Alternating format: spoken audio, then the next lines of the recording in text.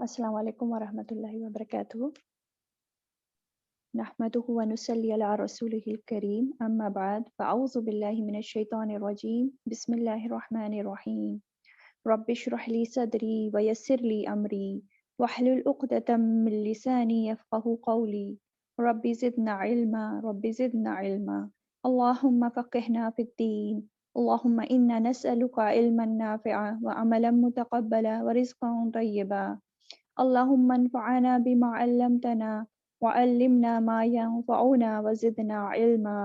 ربنا آتنا في الدنيا حسنة وفي الآخرة حسنة وقنا عذاب النار. رب ارحمهما كما ربياني صغيرا رب ارحمهما كما ربياني صغيرا رب ارحمهما كما ربياني صغيرا. ربنا هب لنا من أزواجنا وذرياتنا قرة أعين واجعلنا للمتقين إماما.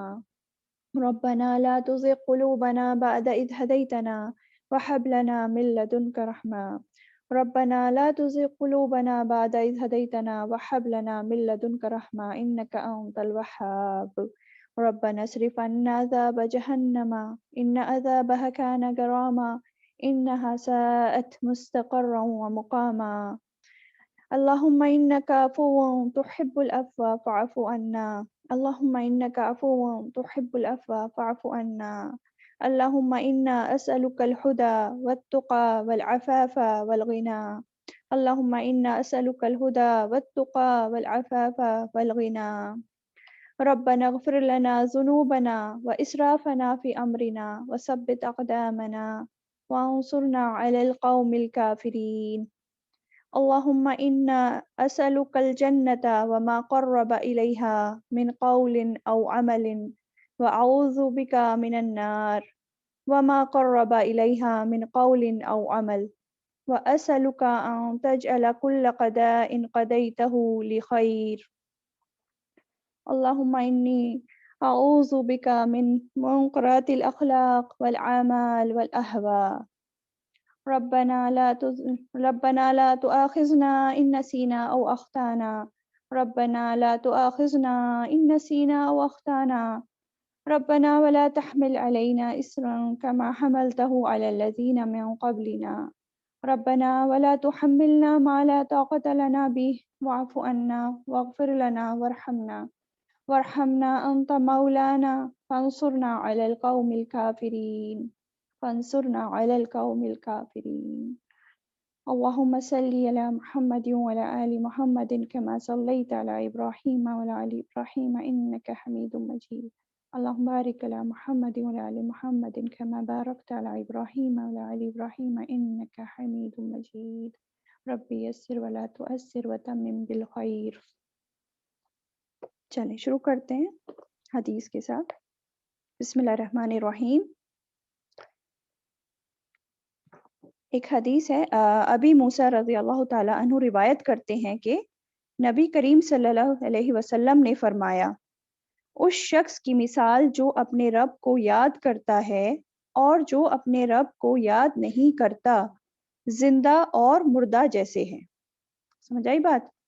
مطلب جو اپنے اللہ کو یاد کرتا ہے اور جو اپنے اللہ کو یاد نہیں کرتا ان میں بہت بڑا فرق ہے. ایک زندہ ہے اور ایک زندہ ہونے کے باوجود بھی مردہ ہے. ٹھیک ہے. اور نبی صلی اللہ علیہ وسلم نے یہ بھی فرمایا کہ بہترین عمل یہ ہے کہ جب تم دنیا سے رخصت ہو تو تمہاری زبان اللہ کے ذکر سے تر ہو. بہترین عمل کیا ہے کہ انسان جب دنیا سے جا رہا ہوتا ہے اس وقت بھی زبان پر اللہ تعالیٰ کا ہی ذکر ہو. اور یہ کب ممکن ہے ایسا ہونا کہ مرتے وقت بھی جو ہے زبان پر اللہ کا ذکر آئے؟ یہ تبھی ممکن ہے جب ہم نے اپنی زندگی کو اللہ کے ذکر میں گزارا ہو.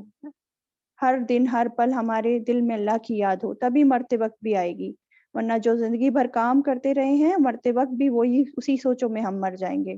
ورنہ پھر کلمہ نصیب نہیں ہوتا پھر، اگر زندگی میں ہم نے اللہ کو یاد نہیں کیا ہو اور ہم نے جو ہے اللہ کے فرما برداری نہیں کی ہو. تو اس چیز کو دھیان میں ہمیں رکھنا چاہیے. چلیں جی قرآن پہ آ جاتے ہیں جو ہم سیکھ رہے تھے. پارہ نمبر 2 سورہ بقرہ چل رہی ہے اور انشاءاللہ آج ہم آیت نمبر 196 سے کریں گے.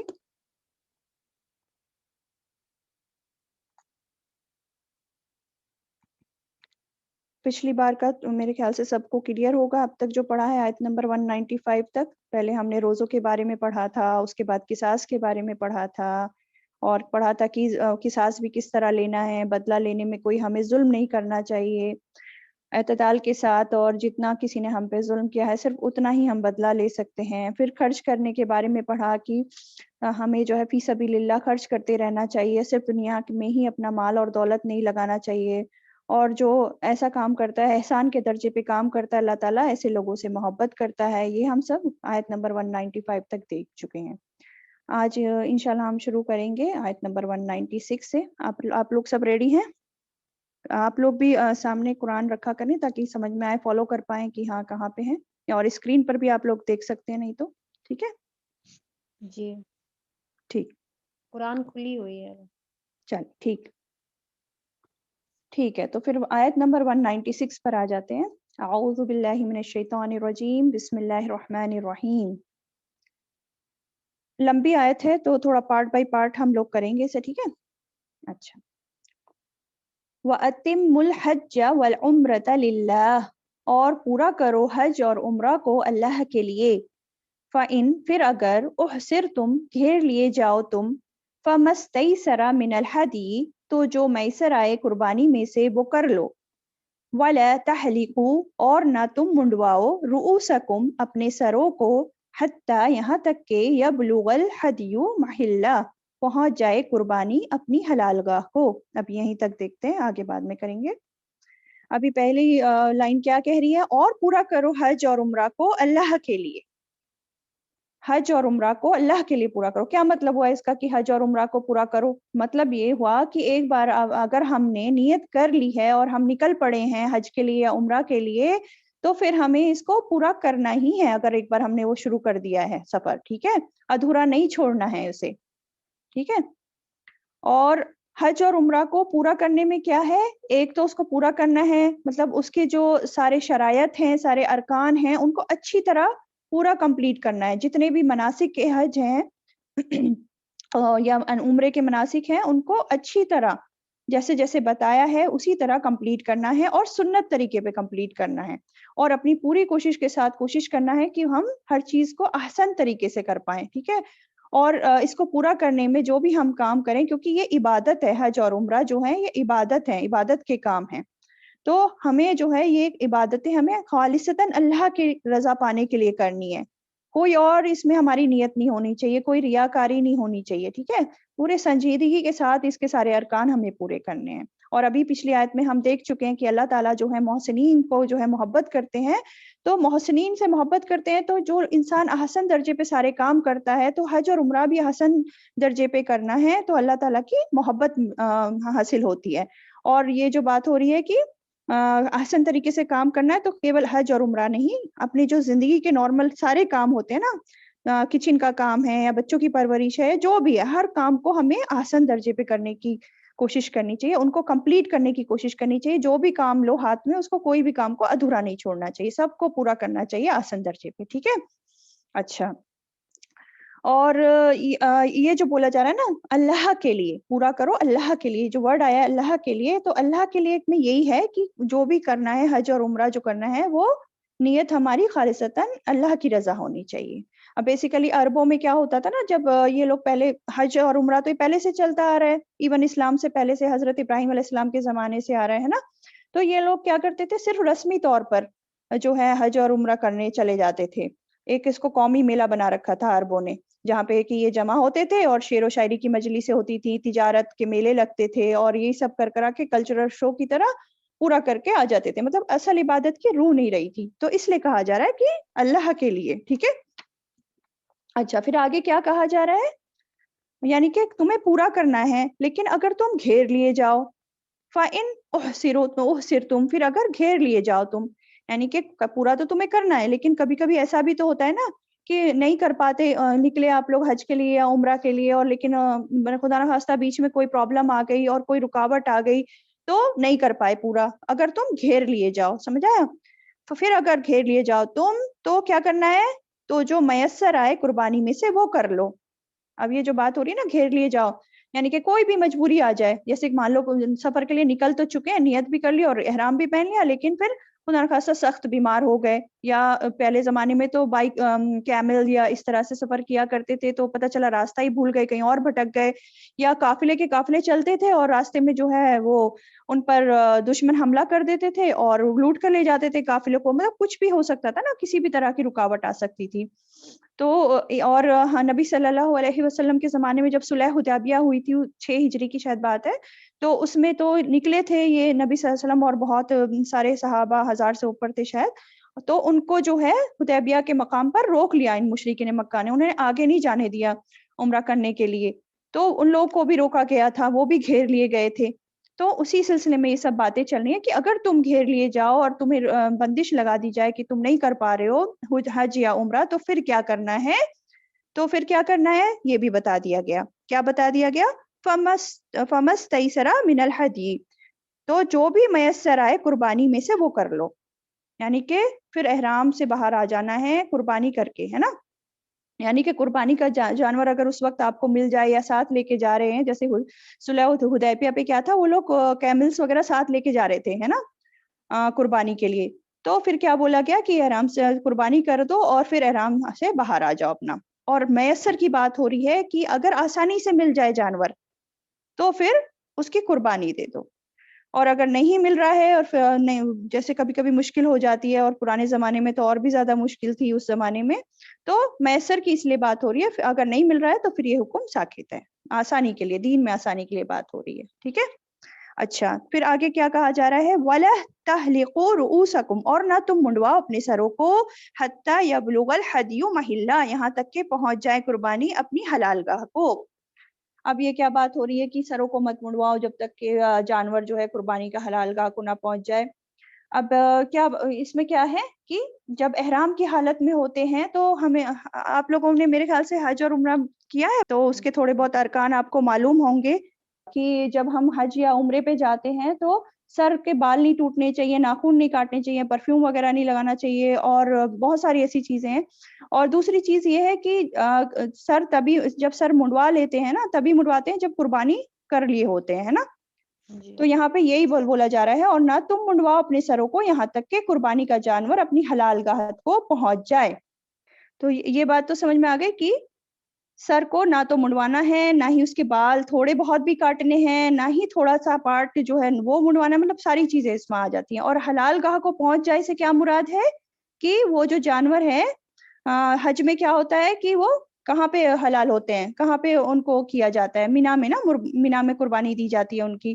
تو جب تک وہ مینا میں نہ پہنچ جائیں اپنی قربانی کے, جہاں پہ وہ کیا کہتے ہیں اسے, سلوٹر ہاؤس, ہاں, تو جب تک وہ وہاں نہ پہنچ جائیں, قربان نہ ہو جائیں, تب تک سر نہیں منڈوانا. اور دوسری بات یہ ہے اس وقت پر قربان کیا جائے جو وقت مقرر ہے, یعنی کہ مقرر وقت پر قربانی کرنی ہے اور اسی جگہ پر کرنی ہے جہاں پہ کرنی چاہیے. مکہ کے باہر نہیں کر سکتے, مینا کے باہر نہیں کر سکتے. تو دونوں چیزیں اس میں آ جاتی ہیں حلال گاہ میں, کہ حلال گاہ کو نہ پہنچ جائے میں. ٹھیک ہے, پھر آگے بولا جا رہا ہے, پھر جو کوئی تم میں سے بیمار ہو یا سر میں کوئی تکلیف ہو, آگے بولا جا رہا ہے فمن کانا منکم مریضن او بہ اذن من الراس, کہ جو کوئی ہو تم میں سے مریض یا اسے کوئی تکلیف ہو اس کے سر میں, تو کیا کرنا ہے. اب یہ کیا بات ہوتی ہے کہ جب سر میں مان لو کوئی زخم ہو گیا, چوٹ لگ گئی ہے نا, یا سر میں جیسے جوئیں پڑ جاتی ہیں, کسی کو بہت شدید طرح کی جوئیں پڑ جاتی ہیں کہ برداشت کرنا مشکل ہو جاتا ہے, اور ایسے کیس میں جب سخت ضرورت پڑ جاتی ہے بال کاٹنے کی یا گنجے ہونے کی, اور انسان احرام کی حالت میں, تو کیا کرے. اب تو ایسے کیس میں اجازت دی جا رہی ہے کہ ایسے کیس میں بال کاٹ سکتے ہیں, لیکن بال کاٹنے کے بعد کیونکہ منع تھا نا, تو فدیہ دینا پڑے گا. ٹھیک ہے, فدیہ کیا ہوتا ہے, فدیہ یہ ہوتا ہے نا کہ کچھ دیکھ کر اپنی جان چھڑا لینا. تو یہ تو ایک امپورٹنٹ ارکان تھا کہ بال تبھی کاٹنے ہیں جب قربانی ہو جائے, اور اس سے پہلے اگر ہم بال کاٹ رہے ہیں تو پھر فدیہ دینا ہوگا. اور فدیے میں ہمیں کیا دینا ہے اب وہ بتا دیا گیا. ٹھیک ہے, کیا بتایا جا رہا ہے, ففدیۃ من الصیام اور صدقۃ او نسک, تو فدیہ دینا ہے روزے سے یا صدقے سے یا قربانی سے. بات آئی سمجھ میں کہ اگر ایسا کر لیا ہے مجبوری کے تحت, تو فدیہ دینا ہے. اور فدیہ جو ہے 3 فارمز میں دیا جا سکتا ہے, 3 طریقے سے دیا جا سکتا ہے, یہ قرآن ہمیں بتا رہا ہے. کوئی الگ سے فتوے نہیں ہے, یہ قرآن کی بات ہے, ٹھیک ہے. کیسے ہے وہ فدیہ؟ اس میں آیا ہے یا تو ففدیۃ من الصیام, روزے سے, یا تو روزے رکھو, اور حدیث سے ہمیں پتہ چلتا ہے کہ 3 دن کے روزے بتائے نبی صلی اللہ علیہ وسلم نے, ٹھیک ہے. یا پھر صدقہ دینا ہے, صدقہ بھی ہمیں بتایا ہے کہ 6 مسکین کا کھانا, ٹھیک ہے, 6 مسکین کا کھانا. یا پھر قربانی کریں, قربانی ایک بکرے کی قربانی. ان تینوں میں سے کوئی بھی ایک کام کفارے کے طور پر کیا جا سکتا ہے اگر سر منڈوا لیا, ٹھیک ہے, پہلے ہی. تو یہ جو ہے 3 کام, سب سے افضل ترین تو یہی ہے کہ قربانی کی جائے ایک بکرے کی, اور سیکنڈ نمبر پہ ہے صدقہ دینا, اور تھرڈ نمبر پہ ہے روزے رکھنا. اب ان میں سے کوئی بھی کام کر سکتے ہیں, ایک کام, ٹھیک ہے.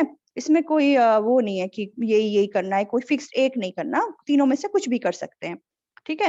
اور سیم جو ہے فدیہ اس پر بھی اپلائی ہوتا ہے. یہ تو بالوں کا بتایا, سر منڈوانے کا یا بال کاٹنے کا, سیم فدیہ جو ہے اس پہ بھی اپلائی ہوتا ہے. جب انسان کو ناخن کاٹنے کی ضرورت پڑ جائے, یا مردوں کو جیسے سر ڈھانپنا منع ہوتا ہے اور وہ سر ڈھانپ لیں, یا پرفیوم لگ جائے, یہ سب منع ہوتے ہیں نا, جو چیزیں جو نہیں کرنی ہے, تو اس کیس میں پھر یہی والا فدیہ چلتا ہے, ٹھیک ہے.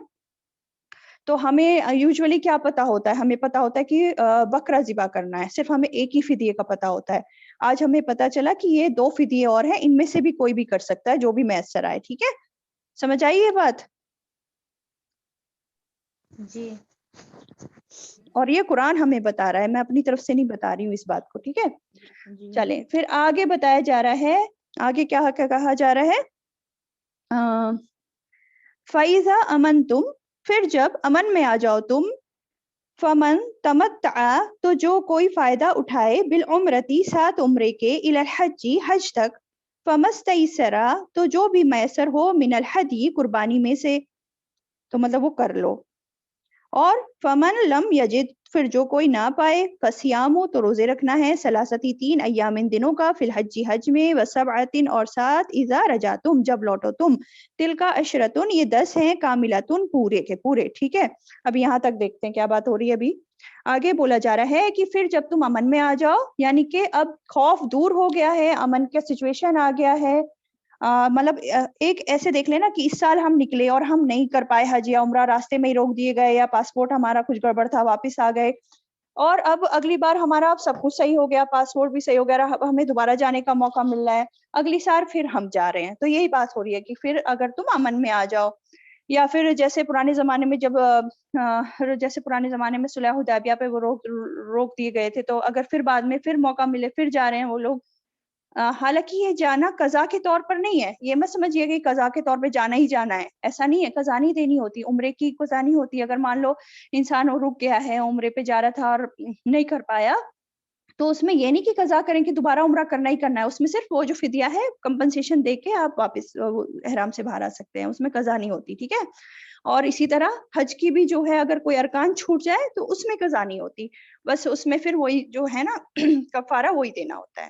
تو اب آگے کیا بتایا جا رہا ہے, امن میں آنے کے بعد پھر تم اگر دوبارہ جا رہے ہو حج کے لیے, تو کیا ہے, تو جو فائدہ اٹھائے عمرے کا حج تک, یہ بات سمجھ لیجئے کہ جو فائدہ اٹھائے عمرے کا حج تک, یعنی حج کے دن آنے تک اگر وہ عمرہ کرنا چاہے تو کر لے. یعنی کہ انسان زیادہ تر کیا ہوتا ہے نا, پہلے چلا جاتا ہے نا, 1 مہینہ پہلے جا رہا ہوتا ہے, شوال سے جانا شروع ہو جاتی ہیں فلائٹس وغیرہ, لوگ آنا شروع ہو جاتے ہیں حج کے لیے, تو شروع میں کافی ٹائم ہوتا ہے. اور جو لوگ باہر کے کنٹریز سے آ رہے ہوتے ہیں, تو وہ لوگ کیا کرتے ہیں, یوزولی آتے ہیں, عمرہ کرتے ہیں, مطلب احرام میں آتے ہیں نیت کر کے حج اور عمرے کی, عمرہ کرتے ہیں, اور پھر اپنا پورے ارکان پورے کر کے احرام سے واپس باہر آ جاتے ہیں, اور کچھ دن پھر ابھی ٹائم ہوتا ہے حج میں تو نارمل رہتے ہیں وداؤٹ احرام, پھر دوبارہ سے حج کے لیے بعد میں پھر سے نیت کرتے ہیں, وہ سوری احرام باندھتے ہیں نیت کر کے حج کا, ٹھیک ہے. تو اسی بات کو یہاں کہا جا رہا ہے کہ تو جو فائدہ اٹھائے عمرے کا حج تک, یعنی کہ جو عمرہ کرنا چاہے تو وہ کر لے, یہ بات ہو رہی ہے. اور اس کو کیا کہتے ہیں, حج تمتع کہتے ہیں, اس طرح جو کرتے ہیں. زیادہ تر ہم لوگ جو باہر سے آتے ہیں انڈیا پاکستان سے, تو حج تمتع ہی کرتے ہیں. اس میں ایک ہی سفر میں دونوں کام کر رہے ہوتے ہیں, پہلے عمرہ کرتے ہیں اور بعد میں حج کرتے ہیں, اور اس کے بیچ کا جو ٹائم ہوتا ہے وہ احرام فری ہوتا ہے, اس میں ہم احرام سے باہر آ جاتے ہیں. اور اس میں حج تمتع میں کیا ہوتا ہے, قربانی کرنی لازم ہوتی ہے, قربانی کرنی ہے اس میں, ہے نا. ایک ہوتا ہے حج قران, 3 طرح کے حج ہوتے ہیں بیسیکلی, اتنا ڈیٹیل میں معلوم نہیں میں بتاؤں آپ کو یا نہیں بتاؤں, لیکن چلے شارٹ میں بتا دیتی ہوں. ایک یہ ہو گیا حج تمتع، ایک ہوتا ہے حج قران. حج قران میں کیا ہوتا ہے، اس میں احرام نہیں کھولتے بیچ میں، جب شارٹ پیریڈ کے لیے جا رہے ہوتے ہیں یوزولی تبھی ہوتا ہے، یا پرانے زمانے میں بھی ہوتا تھا. تو اس میں احرام نہیں کھولتے. عمرہ کیا، عمرہ کرنے کے بعد اسی احرام میں رہتے ہیں اور اسی میں پھر حج بھی کرتے ہیں، اور اس میں قربانی کرنی بھی لازم ہوتی ہے. ٹھیک ہے. اور ایک ہوتا ہے وہ ہوتا ہے افراد، حج افراد. وہ بیسیکلی مکہ والوں کے لیے ہوتا ہے، اور اس میں عمرہ نہیں کرتے ہیں اور نہ ہی اس میں قربانی لازم ہوتی ہے، اس میں صرف حج کرتا ہے انسان. ٹھیک ہے. اچھا چلے اتنی بات اپنے ذہن میں رکھیں. تو آگے کیا بولا جا رہا ہے، تو جو کوئی فائدہ اٹھائے 7 عمرے کے حج تک، تو جو بھی میسر ہو قربانی میں سے وہ کر لے. یعنی کہ کیا بتایا جا رہا ہے، حج تمتع میں قربانی لازم ہے. ابھی جو میں نے بتایا کہ قربانی کرنی ہوتی ہے حج تمتع میں. ٹھیک ہے. اور اس میں بھی بتایا جا رہا ہے جس کو میسر ہو وہ کر لے. یعنی کہ اگر قربانی اس کو میسر ہے، آسانی سے مل گئی ہے، تو وہ کر لے. کبھی کبھی ایسا بھی ہوتا ہے نا، جیسے پیسے کم پڑ گئے یا بکنگ میں دیر ہو گئی، آپ کو نہیں کرا پائے بکنگ، آپ قربانی نہیں کرا پائے، یا ٹائم نکل گیا، مطلب نیگلیجنس ہو گیا، یا اس طرح سے مطلب میسر نہیں آئی آپ کو قربانی، تو کیا کرنا ہے، قربانی کرنی تو ضروری تھی لیکن نہیں کر پائے، نہیں ہو پائی میسر، تو کیا کرنا ہے اب وہ بتایا جا رہا ہے. کیا بتایا جا رہا ہے دیکھتے ہیں. تو بتایا جا رہا ہے فصیام ثلاثۃ ایام فی الحج، تو روزے رکھنا ہے 3 دنوں کے حج میں، اور 7 دنوں کے تب رکھنے جب واپس لوٹے گا انسان. ابھی آگے والی لائن میں یہ بتایا جا رہا ہے. ٹھیک ہے. تو کیا بتایا جا رہا ہے، حج میں یعنی کہ یا تو وہ 3 روزے کب رکھ سکتا ہے حج میں، حج کے تو 10 دن ہوتے ہیں، تو 3 روزے یا تو وہ عید کے دن نہیں رکھنا روزہ. ٹھیک ہے. عید کے دن نہیں رکھتے روزہ، اس کے اگلے جو ایام التشریق ہوتے ہیں یا تو اس میں رکھ لے، یا پھر اس سے پہلے عرفات سے پہلے جو دن ہوتے ہیں 1-2 دن اس میں رکھ لے. تو ٹوٹل 3 دن کے روزے حج والے پیریڈ میں رکھنے ہیں. تو وہ کبھی بھی اس کو رکھ سکتا ہے عید والے دن کو چھوڑ کے. اور یوزولی عرفات والے دن بھی نہیں رکھنا چاہیے، کیونکہ وہ بہت مشقت والا دن ہوتا ہے، اور اس میں جو ہے کافی گرمی بھی ہوتی ہے، اور انسان پھر دعائیں بھی اس کو مانگنی ہوتی ہیں، اور اگر وہ روزہ رکھ کے بیٹھ جاتا ہے تو پھر اپنی عبادتوں پہ دھیان نہیں دے پاتا، پھر وہ پڑا ہی رہتا ہے بس، نہ دعا مانگ پاتا، نہ اپنی عبادت اچھے سے کر پاتا. اس لیے اپنے نبی صلی اللہ علیہ وسلم نے بھی عرفات والے دن روزہ نہیں رکھا تھا. ٹھیک ہے. اچھا، اور 7 دن کے روزے وہ تب رکھے جب واپس گھر آ جائے. یہ آگے جو بولا جا رہا ہے نا، وَسَبْعَةٍ إِذَا رَجَعْتُمْ، اور 7 جب لوٹو تم. ٹھیک ہے. 7 جب لوٹ جاؤ تب رکھنا ہے 7 روزے. تو ٹوٹل کتنے ہو گئے 10. تِلْکَ عَشْرَةٌ کاملہ، یہ 10 ہیں پورے کے پورے. یہ بتا دیا گیا کہ ٹوٹل 10 روزے رکھنے ہیں آپ کو. تو سمجھ آئیے والی بات کہ حج تمتع میں قربانی ضروری ہے، لیکن کسی وجہ سے نہ کر پاؤ تو روزے سے اس کا بدلہ دے سکتے ہیں، کمپنسیشن، ایز اے کمپنسیشن. 3 تو حج کے دوران ہی دینا ہے، اور عید والے دن کو چھوڑ کے، اور باقی 7 واپس آنے پر. ٹھیک ہے. یہاں تک کلیئر ہے سب کو؟ تھوڑا یہ فقہی مسئلے آ رہے ہیں نا اس میں، تو کلیئر ہونا چاہیے آپ کو. ٹھیک ہے. کلیئر ہے؟ جی چلیں آگے بڑھتے ہیں پھر. اب آگے بولا جا رہا ہے ذالک لمن لم یکن اہلہ حاضر مسجد الحرام، یہ اس کے لیے ہے جو نہ ہو اس کے اہل خانہ رہنے والے مسجد حرام کے. یعنی کہ ابھی جو یہ حکم آیا ہے نا کہ ایسے ایسے کرنا ہے اور قربانی کرنی ہے اور نہیں ملی تو روزے رکھنا ہے، تو یہ جو حکم آیا ہے یہ اس کے لیے ہے حکم جس کے اہل خانہ مسجد حرام میں نہیں رہتے. کیا مطلب ہے اس کا؟ یعنی کہ جس کی فیملی مکہ میں نہیں رہتی ہے، حدود حرم میں نہیں رہتی ہے، یہ حکم ان لوگوں کے لیے ہے، مکہ والوں کے لیے نہیں ہے. مکہ والوں کے لیے کیا ہے؟ حج افراد، ابھی جو میں نے بتایا تھا، جس میں صرف حج کرنا ہوتا ہے، اس میں عمرے کی ضرورت نہیں ہوتی، کیونکہ عمرہ تو مکہ والے کبھی بھی کر لیتے ہیں نا، اور ان پہ قربانی بھی لازم نہیں ہے. قربانی چاہے تو کر لیں چاہے تو نہ کریں، وہ ہوتا ہے حج افراد. ٹھیک ہے. یہ تو ابھی جو حکم آیا وہ ان لوگوں پہ لاگو نہیں ہوتا، یہ بتایا جا رہا ہے. ٹھیک ہے. اور آگے کیا بتایا جا رہا ہے؟ وَاتَّقُوا اللَّهَ وَاعْلَمُوا أَنَّ اللَّهَ شَدِيدُ الْعِقَابِ، اور ڈرو اللہ سے اور جان لو بے شک اللہ سخت سزا والا ہے. وَاتَّقُوا اللَّهَ، اللہ سے ڈرو، اللہ سے ڈرو، کیونکہ اللہ سخت سزا والا ہے. یعنی کہ ابھی دیکھیں ہم نے کتنے سارے حکم پڑھے اس والی آیت میں، تو جو اللہ تعالیٰ نے حکم دیے ہیں ان کو پورا کرنے کے معاملے میں اللہ سے ڈرو، اور جن چیزوں سے اللہ نے روکا ہے ان سے رک جاؤ اللہ سے ڈرتے ہوئے. ٹھیک ہے. اور جان لو اللہ سخت سزا دینے والا ہے. اگر نافرمانی کرو گے تو سزا تو ملے گی، اس بات کو اچھی طرح تم جان لو. اس بات کا پتہ ہونا چاہیے ہم سب کو کہ نافرمانی کرنے پہ سخت سزا دینے والا اللہ تعالیٰ. ایسے نہیں کہ نہ جاننے سے بات نہیں بنے گی، کیونکہ ہمارا جو دین ہے مرضی پر نہیں ہے، ہماری خواہشات پر نہیں چلتا ہمارا دین، بلکہ ہمارا دین جو ہے ایک زندگی گزارنے کا پورا طریقہ ہے. کس طرح ہمیں اپنی پوری زندگی گزارنی ہے نا، کس طرح ہمیں اپنی عبادتیں کرنی ہے، کس طرح لوگوں سے معاملات کرتے ہیں، ساری چیز ہمارا دین ہمیں سکھاتا ہے. تو سیکھنا پڑے گا، جان لو، سیکھنا پڑے گا. نہیں جاننے سے کام نہیں چلے گا، اندھے ہو کے بیٹھنے سے کام نہیں چلے گا، مردہ بننے سے کام نہیں چلے گا. ابھی جیسے ہم نے دیکھا حدیث میں، تو علم لینا بہت ضروری ہے. صحیح عبادت کے صحیح طریقے سیکھنا بہت ضروری ہے. اور کون سے طریقے؟ جو اللہ اور رسول صلی اللہ علیہ وسلم نے ہمیں سکھائے ہیں اور نبی صلی اللہ علیہ وسلم نے ہمیں کر کے بھی دکھا دیے ہیں. ٹھیک ہے، اوکے. الحمدللہ یہ آیت کمپلیٹ ہوئی، سب کو سمجھ آئی. نیکسٹ آیت پہ آ جاتے ہیں. چل، الحج اشہر معلومات، حج کے مہینے معلوم ہیں. فمن فرد فیہن، تو جو کوئی فرض کر لے ان میں، الحج حج کو، فلا رفث، تو نہیں رفث، ولا اور نہ فسوقا گناہ کرنا، ولا اور نہ جدالا جھگڑا کرنا، فی الحج حج میں. وما تفعلوا من خیر یعلمہ اللہ، اور جو بھی تم کرو گے کوئی نیکی جان لے گا اسے اللہ. چلیں ابھی یہیں تک دیکھتے ہیں. کیا بتایا جا رہا ہے کہ حج کے مہینے سب کو معلوم ہے. تو شوال، ذوالقعدہ اور ذوالحج، یہ مہینے جو ہیں حج کے لیے یہ معلوم ہے. اور یہ مہینے صرف اسلام کے زمانے میں نہیں، پہلے سے یہی مہینے ہیں، دور جاہلیت سے بھی ہے نا، یہی مہینے چلتے چلے آ رہے ہیں. ٹھیک ہے، حج تو پہلے سے کیا جا رہا ہے نا. ابراہیم علیہ السلام نے جب سے کعبہ بنایا اور خانہ کعبہ کی جب تعمیر کی تھی ابراہیم علیہ السلام نے، اور لوگوں کو پھر حج کی دعوت بھی دی تھی، کیونکہ اللہ تعالیٰ نے فرمایا تھا نا انہیں کہ لوگوں کو حج کے لیے اعلان کرو.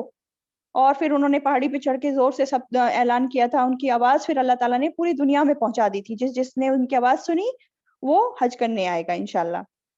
تو اس بات سے بھی پتہ چلا ہے نا کہ آواز دینے والے کے اندر اخلاص ہونا چاہیے، اللہ کی اطاعت کا کامل جذبہ ہونا چاہیے، تو اللہ تعالیٰ خود ہی اس کی آواز سب طرف پہنچا دیتا ہے. یہ اللہ کا کام ہے اس انسان کی آواز پہنچانا. ٹھیک ہے، تو حج کے مہینے جو ہیں وہ معلوم ہیں. اب شوال، ذوالقعدہ اور ذوالحج ہیں، ہے نا.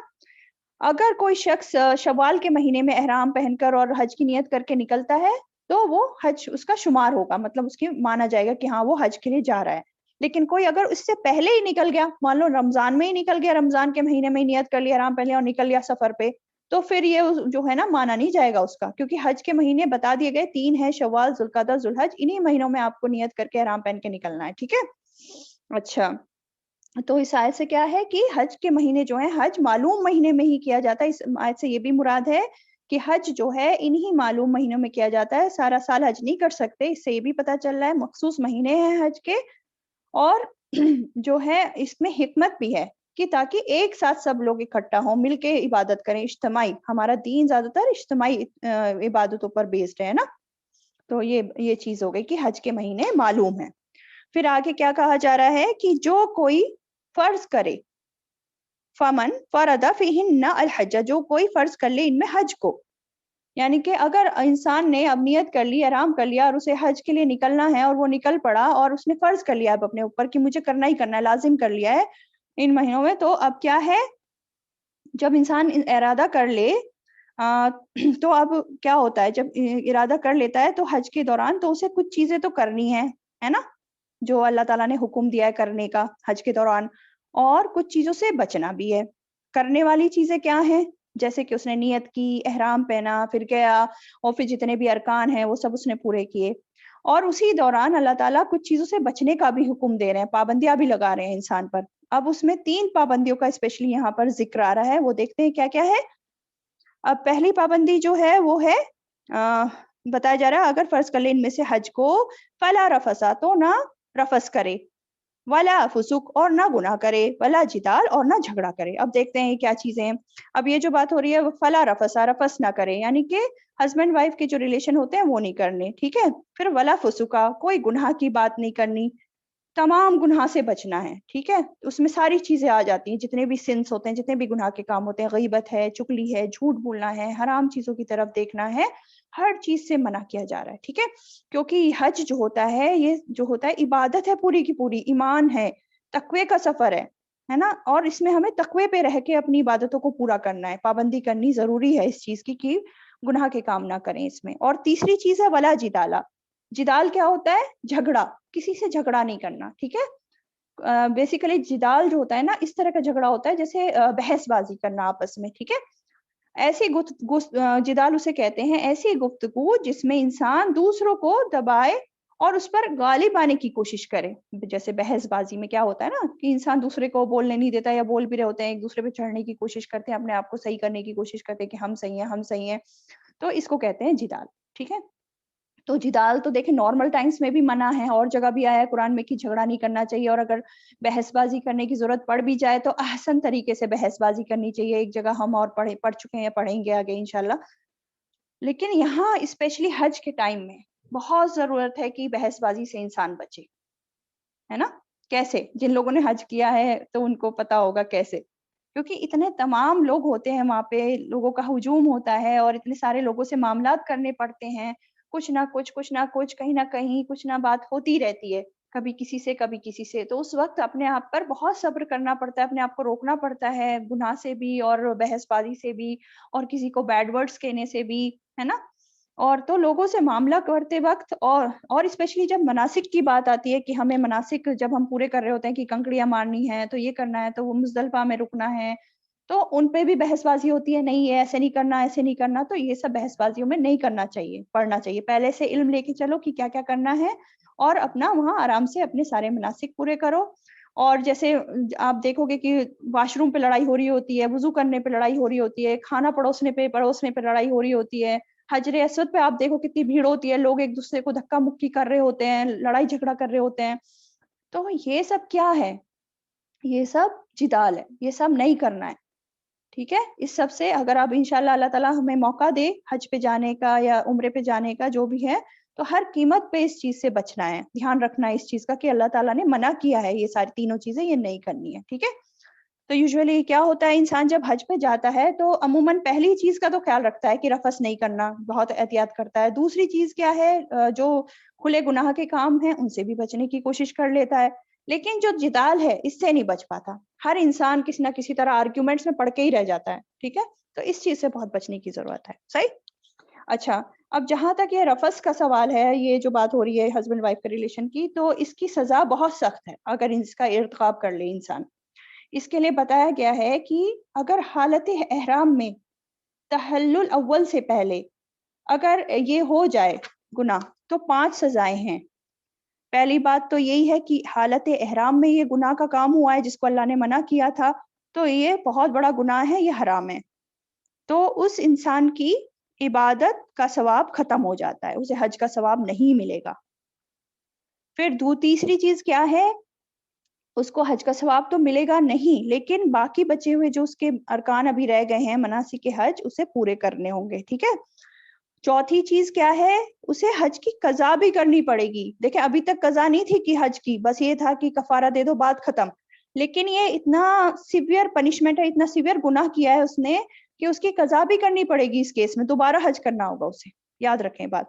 اور پانچویں چیز فدیہ بھی ہے, اس کا فدیہ بھی دینا پڑے گا, سارے کام کرنے پڑیں گے. یہ اور کر کے نہیں ہے کہ یا کر کے کہ یا یہ کر لو یا یہ, ایسا نہیں ہے, یہ سارے کام اسے کرنے پڑیں گے, فدیہ بھی دینا ہوگا. اور فدیے میں کیا ہے, ایک اونٹنی ذبح کرنی پڑے گی جو وہیں کے فقیروں پر بانٹی جائے گی. سمجھ آئی بات؟ اچھا, تو یہ سخت سزا ہے اس چیز کی. اور یہ جو میں بات کر رہی تھی تحلل اول اور تحلل ثانی, شاید آپ لوگ کو یہ بات سمجھ میں نہیں آئی ہوگی, ہے نا. تو تحلل اول کیا ہوتا ہے؟ تحلل اول یہ ہوتا ہے کہ انسان جب عید والے دن ہوتا ہے نا کہ کنکڑیاں مار کر آ جاتا ہے اور قربانی کر کے بال بھی مڑوا لیتا ہے نا. تو وہ کچھ بندشیں اس پہ سے ہٹ جاتی ہیں اس وقت جب قربانی کر کے بال مڑوا لیتا ہے اور کنکڑیاں مار لی ہوتی ہیں. کچھ بندشیں میکسیمم ہٹ جاتی ہیں, لیکن یہ والی بندش جو ہے ریلیشن والی یہ نہیں ہٹتی ہے. اس ابھی طواف افاضہ اس نے نہیں کیا ہوتا ہے. طواف افاضہ ایک ارکان ہے حج کا, وہ نہیں کیا ہوتا ہے ابھی تحلل اول تک, ٹھیک ہے.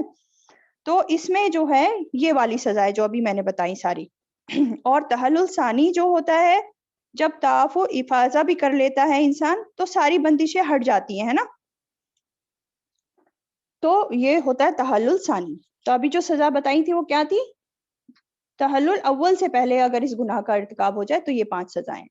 अच्छा, अब फुसुक जो बात हो रही थी कि गुनाह की बात, तो गुनाह की बात का कोई वो है सजा, इसकी भी कोई सजा मिलेगी, इसका भी कोई कफारा बताया कि अल्लाह ताला ने? हदीस से कुछ पता चलता है? बेसिकली इसका जो है बज़ाहिर कोई कफारा नहीं है ना, लेकिन क्योंकि गुनाह किया, सिन किया है, तो बहुत तौबा करनी चाहिए इंसान को, अल्लाह से डरना चाहिए, वरना हज का सवाब वैसे नहीं मिल पाएगा जो मिलना चाहिए था, है ना। एक होता है हज पूरा तकवे के बेसिस पे, और एक होता है कि आप गुनाह भी कर रहे हैं, जिदाल भी कर रहे हैं उसके बेसिस पे, तो फिर वो वैसा सवाब नहीं मिलेगा। तो खूब कसरत से तौबा करें अगर हो गया गलती से हमसे गुनाह का काम, ठीक है, फुसुक वाले जो काम है। अच्छा और जिदाल, जिदाल का भी ऐसे, ये जिदाल अगर हो गया, बहसबाजी किसी से हो गई, तो उसका भी कोई कफारा तो नहीं है, लेकिन उसमें भी हमें माफी मांगनी है, बहुत इस्तगफार करना है, और जिस इंसान से बहसबाजी हुई है उससे भी माफी मांगनी चाहिए। तो बेसिकली हज जो है वो हमारा पूरा इबादत है, इबादत पूरा हर टाइम इबादत हम कर रहे होते हैं, तो हमें जो है बहुत मोहतात रहना है, और पूरी तवज्जो हमें अपने मकसद पे होनी चाहिए कि हम आए किस लिए हैं, और इन सब चीजों से बचना चाहिए। और तभी हम बच पाएंगे जब हमारा फोकस्ड रहेंगे हम कि हम आए क्यों हैं, बेकार की चीजों में हम तभी नहीं पड़ेंगे, ठीक है। अच्छा अच्छा, अब आगे क्या फरमाया जा रहा है? आगे फरमाया जा रहा है, और जो भी तुम करोगे नेकी, छोटी या बड़ी, अल्लाह उसको जानता है। यानी कि कोई भी नेकी जो तुम करोगे, अब हज के मौके पे, तो हज पे आप जा रहे हो, वहाँ इतने लोग सारे लोगों से जो है डीलिंग हो रही है आपकी, तो आप देखिए गुनाह के काम भी हो रहे हैं, बहसबाजी हो रही है, गुनाह भी हो रहे हैं, गीबत है, चुगली है, ये सब भी हो रहे हैं, लेकिन अगर आप उन सबको छोड़ के दूसरी तरफ अगर आप अपनी इबादत के साथ साथ, इतने तमाम लोग हैं उनके लिए कोई नेकी के काम में ही लग जाओ, नेकी के मौके ढूंढो और उनकी मदद करो, खिदमत करो। जैसे कोई मान लो बीमार हो गया, उसकी तामीर करो, किसी की तकलीफ दूर कर दो, किसी को और किसी चीज की जरूरत है, किसी को खाना पिलाना, खाने की जरूरत है, या पानी देने की जरूरत है, छोटी छोटी भी नेकियां अगर आप करोगे, आप उठ के किसी को पानी ही पकड़ा दिया, तो मुसलसल आप हज में एक तो इबादत भी कर रहे होते हैं, और इन नेकियों का मौका भी बहुत मिल रहा होता है। तो जो भी करोगे, जो भी जर्रा भर भी नेकी करोगे, तो अल्लाह उसे जान लेगा, और इंशाल्लाह उसका भरपूर अजर आपको आखिरत में मिलेगा, ठीक है। तो जब भी हज पर जाए इंसान, तो सिर्फ रिचुअल के तौर पे ना करे हज को कि हाँ ये कर लिया, ये कर लिया, ये हो गया, ये हो गया। पूरा उसका फोकस जो है इबादत पे होना चाहिए, नेकी करने पे होना चाहिए, और अपनी इबादत को खालिसतन अल्लाह के लिए करना चाहिए। और नेकी भी जब भी करें, किसी पे एहसान न जताएं, क्योंकि हम जब नेकी करते हैं, किसी पे एहसान जता रहे होते हैं, तो फिर कोई फायदा नहीं होता है ना। वो तो आपने एहसान जता दिया उस पे। नेकी करें, अल्लाह ताला के लिए करें, अल्लाह को नियतें पता होती हैं कि ये एहसान जता के कर रहा है या मेरी खुशी के लिए कर रहा है, अल्लाह सब देख रहा है, ठीक है। अच्छा, अब आगे बोला जा रहा है, और ज्यादा राह लेकर निकला करो, वतज़व्वदू, और तुम ज्यादा राह ले लिया करो, फ़इन्ना, बस बेशक, खैरज़्ज़ादित तक़वा, बेहतरीन ज्यादा राह तक़वा है। अब आप सफर पे जा रहे हो, इतने बड़े सफर पे जा रहे हो, और काफी दिन आपको वहां रहना है, तो अल्लाह ताला क्या हिदायत दे रहे हैं कि ज्यादा राह लेकर निकला करो। ज्यादा राह समझ में है? ज्यादा राह किसे कहते हैं? जरूरत की चीजें, और इतना पैसा वैसा जो जरूरत की चीजें वहां खरीदने के काम आ जाए, ये सब ज्यादा राह, जो सफर में जरूरत पड़ेगी वो सारी चीजें, ठीक है। तो बोला जा रहा है कि खाली हाथ नहीं निकला करो जब सफर पे जा रहे हो हज के लिए, बल्कि अपना सामान सफर साथ लेके चला करो। बेसिकली अब्दुल्ला बिन अब्बास की रिवायत से पता चलता है कि अहले यमन जो थे ना, जब हज के लिए निकला करते थे, तो वो कहते थे कि हम अल्लाह पर तवक्कल कर रहे हैं, अल्लाह के मेहमान हैं, अल्लाह ही खिलाए पिलाएगा हमें। और फिर क्या करते थे, वहां जाकर लोगों से मांगना शुरू कर देते थे। तो इसी चीज को यहाँ रोका जा रहा है कि ऐसा ना करो कि खाली हाथ चल दिए कि हम अल्लाह पे तवक्कल करते हैं। अल्लाह पे तवक्कल करने में क्या आता है? जी आप लोग बताएं, तवक्कल का क्या मतलब होता है? कि ऐसे ही चल दो खाली हाथ? मतलब किसी भी चीज में हम अल्लाह पे तवक्कल जी, करते हैं तो क्या अस्सलाम होना? वालेकुम। वालेकुम जी अस्सलाम रह वरहमतुल्लाह। कोशिश करने के बावजूद तवक्कुल करना, अपनी कोशिश के साथ तवक्कुल करना।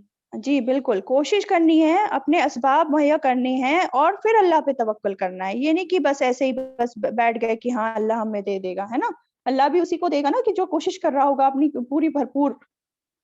चले तो यही बात बताई जा रही है यहाँ पे कि अपना सामान का इंतजाम करके चला करो।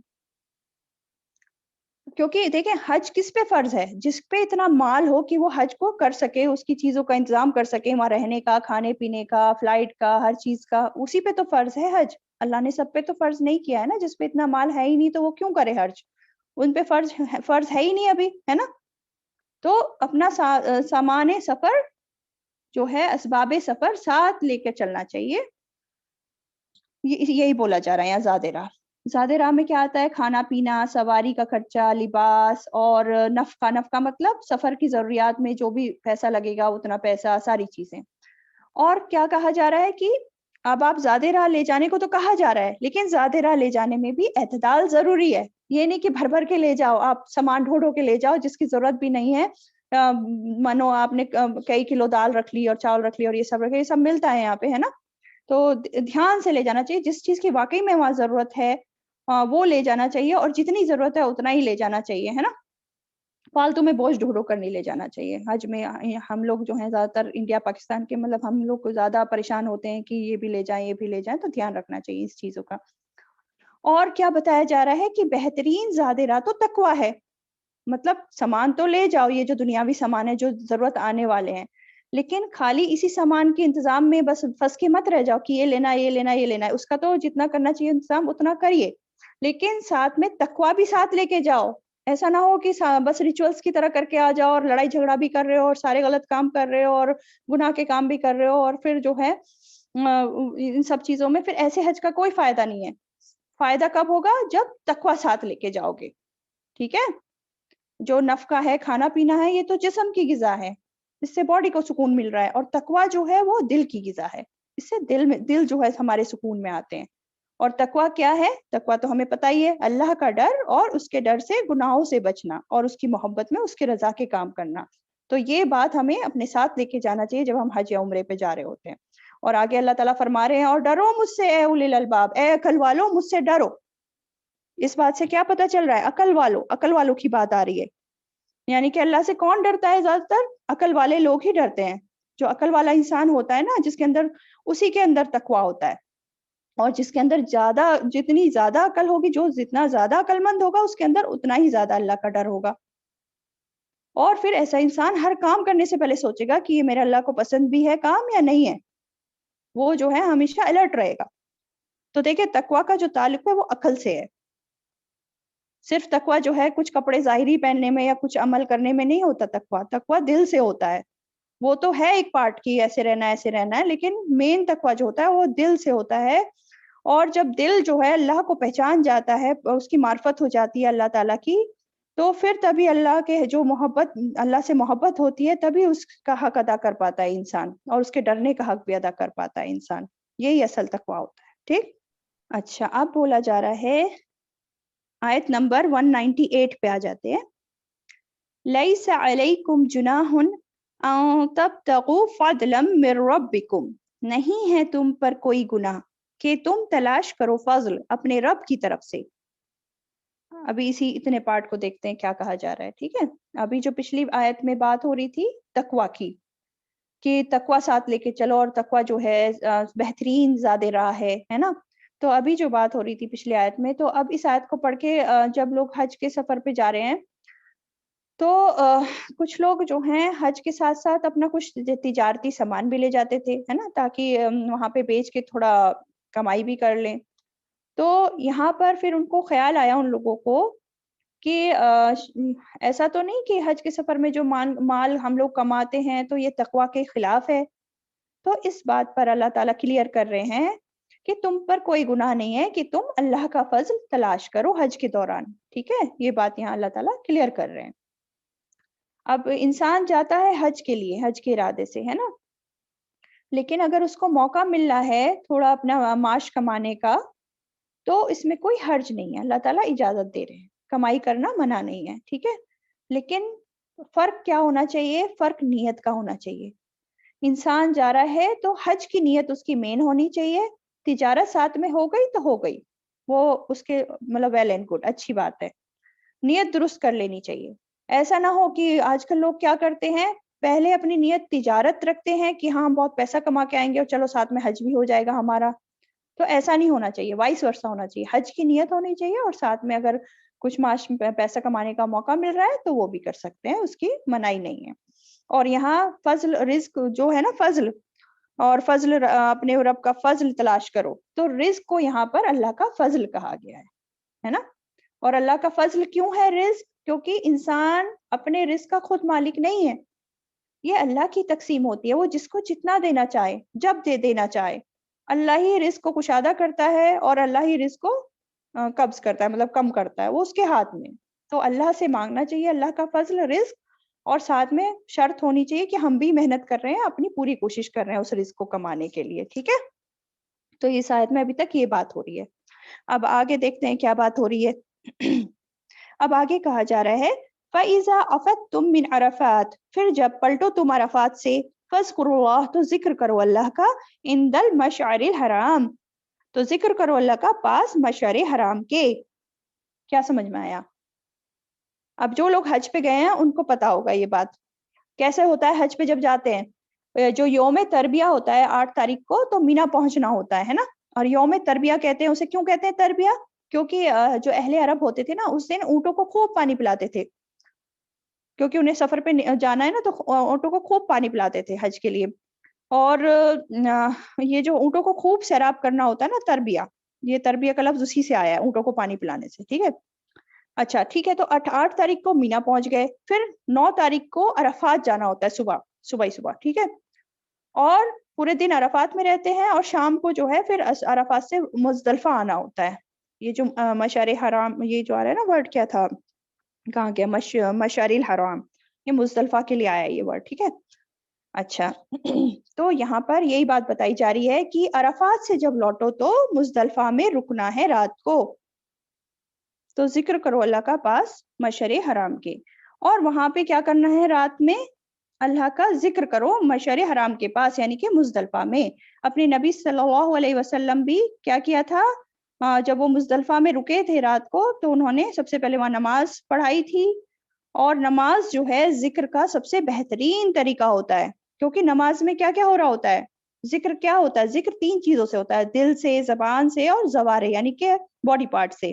تو نماز میں تینوں چیزیں استعمال ہو رہی ہوتی ہیں، دل میں بھی اللہ کی یاد ہوتی ہے، زبان بھی ہم لوگ جو ہے پڑھ رہے ہوتے ہیں زبان سے بھی، اور ساتھ میں ہمارے اعضاء بھی کام کر رہے ہوتے ہیں، سجدہ کرنا، رکوع کرنا، قیام کرنا، تو ساری چیزیں مل کے نماز جو ہے بہترین ذکر ہے اللہ تعالیٰ کا، ٹھیک ہے؟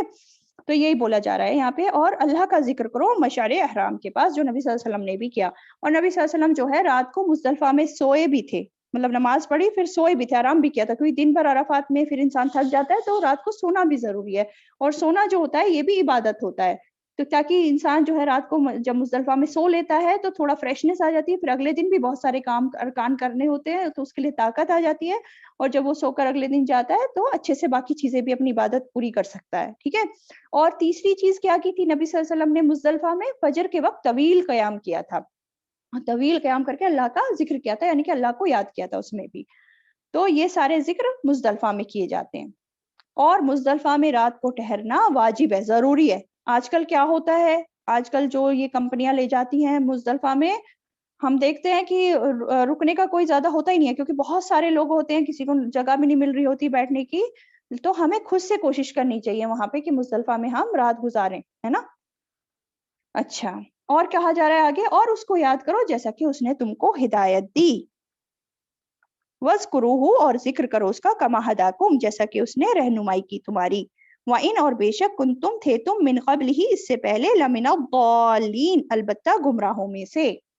اب کہا جا رہا ہے اس والی آیت کو سمجھ لیتے ہیں کہ اس کو یاد کرو جیسا کہ اس نے تم کو ہدایت دی۔ اس کے 2 معنی ہو سکتے ہیں، ایک تو یہ ہو سکتا ہے کیونکہ اللہ نے تم کو ہدایت دی ہے، کہ اللہ نے تم کو ہدایت دی ہے کہ تمہیں مسلمان بنایا، تمہیں جو ہے نعمت اسلام دیا، پھر حج کی اور یہ ساری چیزیں بتائیں، حج کے مناسک سکھائے، عبادت کے طریقے سکھائے، تمہاری ہر چیز میں رہنمائی کی اللہ تعالیٰ نے، اس لیے جو ہے اللہ کے شکر کے طور پر جو ہے اس کا ذکر کرو کثرت سے، اس کو یاد کرو۔ ایک تو یہ معنی ہو سکتا ہے، دوسرا کیا معنی ہے کہ ذکر ایسے کرو جیسے اللہ نے سکھایا تم کو، ٹھیک ہے؟ یعنی کہ ذکر کے من مانے یا خود ساختہ طریقے مت نکال لو، اپنے حساب سے کچھ بھی کر لیا، جس طرح سکھایا ہے نبی صلی اللہ علیہ وسلم نے، جو کیا، جیسے جیسے کیا، اس طرح سے ذکر کرو، ٹھیک ہے؟ اور ہدایت کتنے طرح کی ہوتی ہے، ہم پہلے ڈسکس کر چکے ہیں، ایک علمی اور ایک عملی، ہے نا؟ علمی کیا ہوتی ہے، کہ ہم لوگ جو ہیں علمی ہدایت وہ ہوتی ہے جیسے کہ قرآن پڑھ کے ہمیں پتہ چل گیا کہ یہ کرنا ہے، کیسے کرنا ہے، حدیث پڑھ کے پتہ چل گیا یہ کرنا ہے، ایسے کرنا ہے، تو تعلیم مل گئی ایک ہمیں، یہ ہوتی ہے علمی ہدایت. اور عملی ہدایت کیا ہوتی ہے کہ اللہ تعالیٰ نے توفیق دے دی عمل کرنے کی، یعنی کہ اللہ تعالیٰ نے ہمیں پہنچا دیا حج کرنے وہاں پہ، اور ہم نے حج کر لیا، اور جو ہم نے علم لیا تھا کیسے کیسے کیا کیا کرنا ہے اس کو اپلائی کر دیا وہاں پہ، اس علم کو توفیق دے دی اللہ نے اور عمل بھی کروا دیا ہم سے. یہ ہوتی ہے عملی ہدایت. ٹھیک ہے. اچھا، تو اور بے شک تھے تم اس سے پہلے بھٹکے ہوئے، یعنی کہ اس علم کو پانے سے پہلے جب ہمیں پتا نہیں تھا کہ کیا کرنا ہے کیا نہیں کرنا ہے، تو ہم سب پہلے بھٹکے ہوئے تھے، راہ بھولے ہوئے تھے.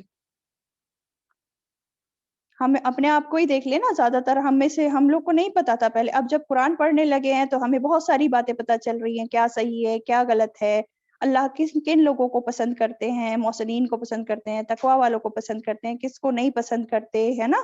تو ان سب چیزوں پہ ہم بھی پہلے بھٹکے ہوئے تھے، اللہ نے ہمیں ہدایت دی ہے، تو ہمیں بھی بہت زیادہ شکر گزار ہونا چاہیے، مجھے بھی اور آپ سب کو بھی، الحمدللہ. ٹھیک ہے. اور نبی صلی اللہ علیہ وسلم، بخاری کی روایت ہے، نبی صلی اللہ علیہ وسلم نے فرمایا کیا میں نے تم کو گمراہ نہیں پایا تھا کہ اللہ نے تمہیں میرے ذریعے ہدایت دی. تو ہدایت علمی جو ہوتی ہے وہ قرآن سے ملتی ہے، اور اس کے علاوہ پیغمبر بھی ہدایت علمی دیتے ہیں اور علماء بھی دیتے ہیں ہدایت علمی. ٹھیک ہے. اور گمراہی جو ہوتی ہے دلال، وہ دو طرح سے ہو سکتی ہے. ایک تو جاہلیت کی وجہ سے ہو سکتی ہے کہ انسان کو پتہ ہی نہیں ہے وہ جاہل ہے کہ کیا ہے، اس کے پاس علم ہی نہیں ہے اس لیے غلط کام کرتا جا رہا ہے، لیکن جیسے ہی اس کو علم ہوتا ہے وہ اپنے عمل چینج کر لیتا ہے، اچھا بن جاتا ہے اور پھر روشنی میں آ جاتا ہے. لیکن دوسری دلالت ہوتی ہے کہ اس کو علم بھی ہے پھر بھی جو ہے اپنی خواہشات کی پیروی کرے جا رہا ہے علم کے باوجود. تو یہ جو ہے بدترین چیز ہے نا. اچھا چلیں، یہ ہو گیا آیت نمبر 188. ایک آیت اور کر لیتے ہیں، 199. ثم پھر افیدو پلٹو تم، من حیثو جہاں سے افاد الناس پلٹتے ہیں لوگ، واستغفر اللہ اور بخشش مانگو اللہ سے، ان اللہ غفور الرحیم بے شک اللہ بہت بخشنے والا ہے، نہایت رحم کرنے والا ہے.